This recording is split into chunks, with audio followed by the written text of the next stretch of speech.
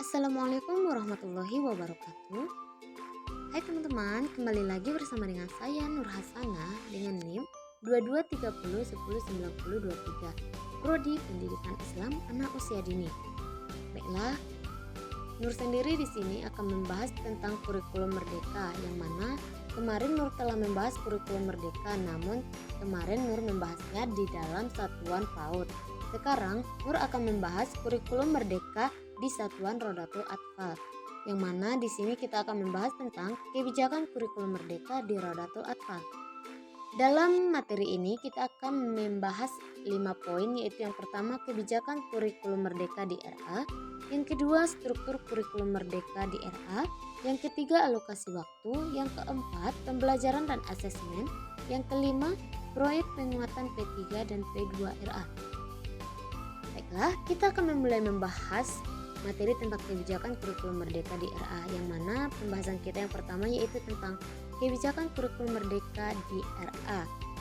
Dalam kebijakan ini, Nur telah mencantumkan 4 poin penting yang harus kita pahami, yaitu yang pertama, RA merupakan peletak fase pondasi kesiapan bersekolah. Yang kedua, kegiatan bermain sebagai proses belajar yang utama. Yang ketiga, menerapkan pembelajaran yang membangun 6 kemampuan fondasi anak plus pendidikan berbasis agama Islam. Yang terakhir atau yang keempat, menerapkan masa perkenalan bagi siswa baru selama 2 minggu pertama.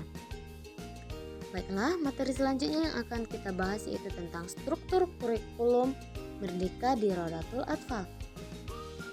Struktur kurikulum di Rodatul Atfal hampir sama dengan struktur kurikulum di satuan PAUD, yang mana dalam struktur ini terdapat 2 struktur yang berbeda, yaitu yang pertama secara intrakurikuler dan yang kedua secara kokurikuler.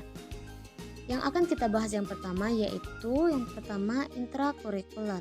Di dalam intrakurikuler terdapat 2 poin penting yang akan kita bahas, yaitu yang pertama, kegiatan pembelajaran intrakurikuler dirancang agar anak dapat mencapai kemampuan yang tertuang di dalam capaian pembelajaran.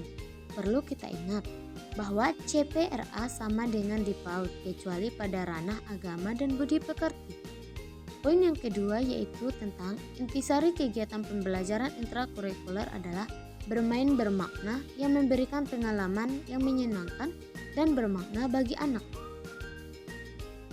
Struktur kurikulum yang kedua yaitu bagian kokurikuler, yang mana poin pertamanya yaitu membahas tentang proyek penguatan profil pelajar Pancasila bertujuan memperkuat upaya pencapaian profil pelajar Pancasila dan profil pelajar Rahmatal Alamin yang mengacu pada ranah standar kelulusan.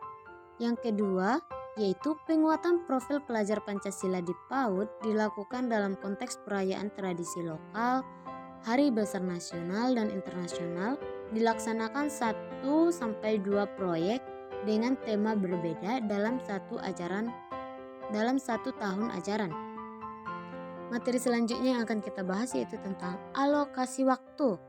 Di dalam pengalokasian waktu terdapat 2 kategori, yaitu yang pertama, alokasi waktu di PAUD dan RA usia 3-4 tahun, paling sedikit atau minimalnya 360 menit atau sekitar 6 jam per minggu kita mengajar anak usia dini.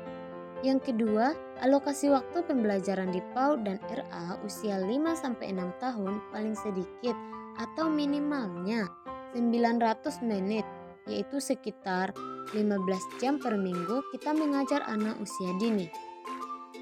Kemudian, materi selanjutnya yang akan kita bahas yaitu tentang pembelajaran dan asesmen.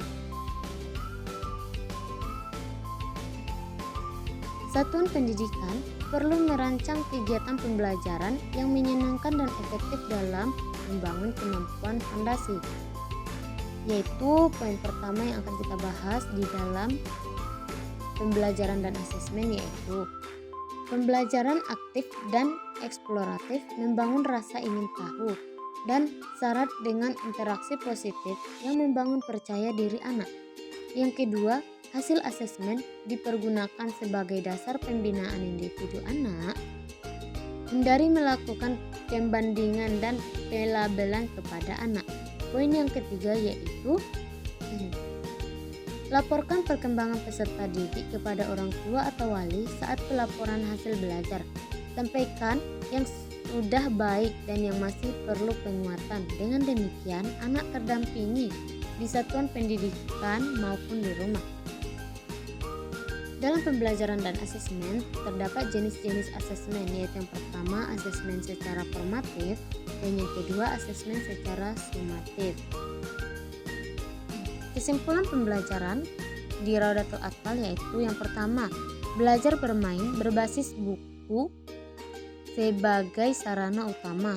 Yang kedua, Kalistung bukan satu-satunya dan bukan yang utama.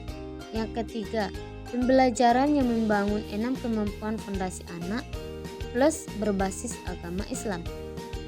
Kemudian yang keempat, pembelajaran dilaksanakan secara aktif dan interaktif untuk membangun rasa ingin tahu siswa. Materi selanjutnya yang akan kita bahas yaitu yang mana materi ini materi yang terakhir yang akan kita bahas dalam PPT kali ini di kurikulum Merdeka di Satuan Raudatul Atfal, yaitu proyek penguatan P3 dan P2 RA. Pelajar Indonesia merupakan rumusan P5 adalah pelajar sepanjang hayat yang kompeten, berkarakter, dan berperilaku sesuai nilai-nilai Pancasila. Rumusan P5 menyiapkan pelajar Indonesia untuk siap dengan kompetensi abad 21 sesuai dengan karakter keindonesiaan. Dalam proyek penguatan P3 dan P2 RA, terdapat juga proyek Pelajar Rahmatul lil Alamin, yang mana mencakup yang pertama berkeadaban atau ta'adub, yang kedua keteladanan atau qudwah, yang ketiga kewarganegaraan dan kebangsaan atau muwatanah, yang keempat mengambil jalan tengah atau tawasud, yang kelima berimbang atau tawazun, yang keenam lurus dan tegas atau iktidal, yang ketujuh kesetaraan atau musawah, yang kedelapan musyawarah atau syura, yang kesembilan toleransi atau tasamuh, dan yang terakhir yaitu dinamis dan inovatif atau tatawur wa ibtikar. Baiklah, mungkin hanya itu pembahasan materi kurikulum Merdeka di Satuan Raudatul Atfal. Saya Nur Hasana undur diri dan terima kasih. Assalamualaikum warahmatullahi wabarakatuh.